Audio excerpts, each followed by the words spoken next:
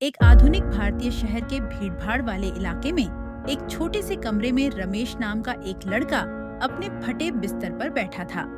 वह एक किसान का बेटा था और उसके बड़े सपने थे।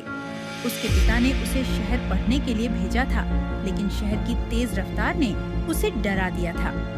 हर दिन वह महसूस करता कि वह कभी इस दौड़ में शामिल नहीं हो पाएगा।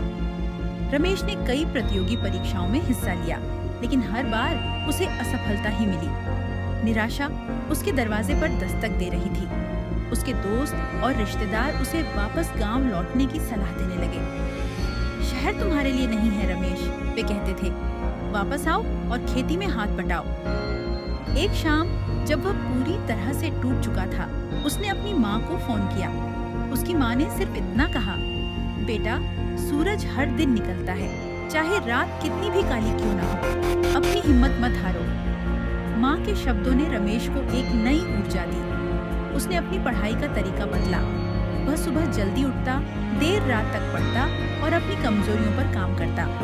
उसने हर असफलता को एक सीख के तौर पर लिया। लोग उसे देखकर हंसते थे, लेकिन उसने किसी की परवाह नहीं की। उसकी आंखों में एक चमक थी, एक अटूट विश्वास कि वह सफल होगा। और फिर एक दिन रमेश ने वह कर दिखाया जो किसी ने सोचा भी नहीं था। उसने देश की सबसे कठिन परीक्षा पास कर ली। जब परिणाम आया तो उसकी आंखों में आंसू थे, पर इस बार वे खुशी के आंसू थे।